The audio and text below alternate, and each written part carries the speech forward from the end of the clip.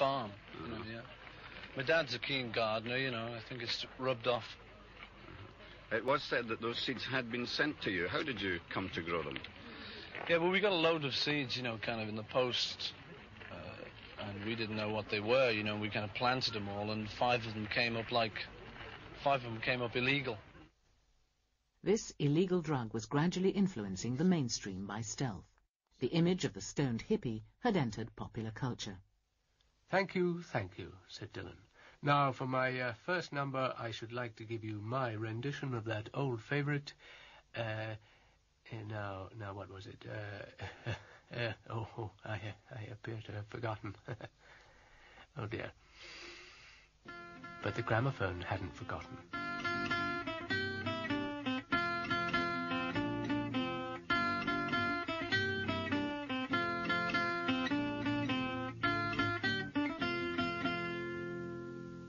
Second verse.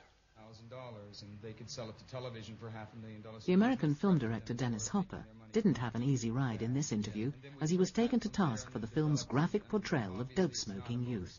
Yes, but smoking pot may be the scene of a small group in the States, and I'm sure that within those groups it is very prevalent, but not everybody accepts that this is here to stay, or is indeed that it is right that it should be here to stay. Well, yeah, but, I mean, these characters in this movie would smoke grass, and I think that, like, I would say that 80% of your high school students in the major cities in the United States have smoked grass. Marijuana is not habit-forming, and the government reports in England, the government reports in the United States, Look magazine, Life magazine, I mean, it's becoming like a joke. I mean, it is less harmful for you than a cigarette. It is not addictive like a cigarette. It is certainly less harmful for you than alcohol. And the fact that it leads to harder drugs, which is the great cry of the bourgeois, it leads to harder drugs, is because a pusher, a dealer, can't make any profit really off grass. I mean, you can buy enough grass for $50 to last you for a year. Yes, but surely an awful lot of people who potentially might have liked the film are going to be alienated simply because the two characters are addicted to smoking grass. Well, then they should be, well, I mean, the film basically is about people who are narrow-minded, isn't it? I mean, we're killed by people who are narrow-minded. Perhaps even our characters themselves are narrow-minded in a strange way. So I just have to relate again to the government reports that this is indeed not a harmful drug. One such report was the Wootton Report, a royal commission chaired by the indomitable Baroness Wootton. I am quoting from the Regius Professor of Physics at Cambridge at the beginning of this century, very distinguished medical man. This drug is especially efficient in producing nightmares with hallucinations, which may be alarming in their intensity. Another peculiar quality of it is to produce a strange and extreme degree of physical depression. An hour or two after it has been taken, a grievous sinking may seize upon a sufferer, so that to speak is an effort.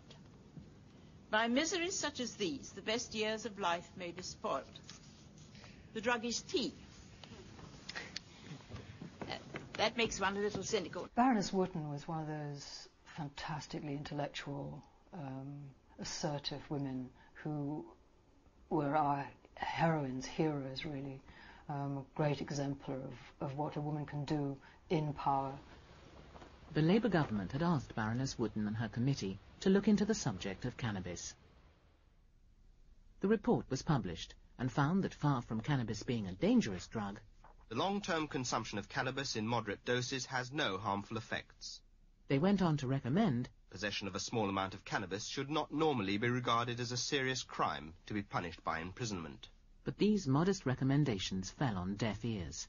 Middle England wasn't listening, and the breeze of moderation was lost in a gale of anti-drugs rhetoric. We have really got to come to terms with the fact that if we want a society which has any cohesiveness at all, it must be a society which is prepared to take stands on issues like drug taking and not suggest that because so many people do it, then we can't have a law to stop it. If everybody started thieving, I suppose we're suggesting that we oughtn't to have a law to stop them thieving. This is not the answer. The answer is if there were more people who were prepared to honestly stand up and say, it may not sound desperately swinging, but I'm against it. I don't believe it's a good thing. It's interesting if you look at all the social legislation of the 1960s, which includes the liberalising of the laws on gambling, on censorship, minority rights, women's rights, even abolished hanging in the 60s. The only area of social policy where laws were tightened up was drugs. Home Secretary Jim Callaghan ignored the recommendations of the Woodman report. I am not ready to take risks with permissiveness when so little is still known. You have to be kind of a bit cynical about this, because the only time that the government actually puts in a royal commission is when they actually don't want to do anything about a topic, and it's a way of kicking the issue into the long grass. The authorities were holding firm, but had they taken notice, they would have sensed public opinion was slowly turning. When Shirley MacLaine talked openly on television about smoking pot, she kept the audience's sympathy. What kind of stand do you take in these areas? I mean, for instance, to take drugs, things like pot. I mean, have you smoked pot? Oh, sure. 2 martinis will knock me flat. Pot, I just sort of sit around, you know. Imagine it's a big subject. Of course, marijuana, in my opinion, should be legalized. First of all, you'd have wall-to-wall prisons if you really meant that everybody who smoked it had to go to jail. So, I mean, how can you possibly enforce the law, for God's sake? Yeah. You'd be trampling over bodies to get to the next cigarette. So that's sort of dumb. But I think that the important thing is not whether pot should be legalized, but why they're smoking it. Why do they feel this necessity to zonk out so prevalently? Why is this checking out so en masse? Why do they feel so demoralized? That's the stuff I think we ought to be talking about. The spirit of inquiry was prevalent in the 70s as the media turned its attention to the science of pot. No avenue was left unexplored, no stone unturned in our search for facts. A lot is known about alcohol as a social drug, but there are as many differing and contradictory opinions about cannabis as there are names for it. Hemp, marijuana, pot, keef, grass, tea, hashish. Now, we're going to see some scientific evidence about, 1, what sort of measurable effects does it have, and 2, is it likely to lead on to more dangerous drugs? Inhale. Keep going. Keep inhaling. Come on. We watched as scientists got their subjects high, then put them through a series of experiments designed to further our understanding of the effect of cannabis on our bodies and our nervous systems. We saw driving tests. Bad left-hand bend coming up, going into 3rd gear. This subject is driving quite efficiently and carefully, but he is in fact high.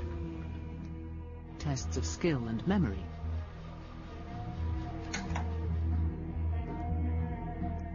People wired up to machines.